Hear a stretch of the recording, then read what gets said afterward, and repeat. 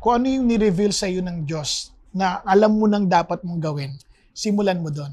So una, simulan mong lumapit sa Kanya, mag-worship sa Kanya kasi yun ang unang gusto niyang gawin natin. Ang pangalawa, we learn kung ano yung Kanyang sinasabi sa Kanyang salita. So meditate on His Word and apply.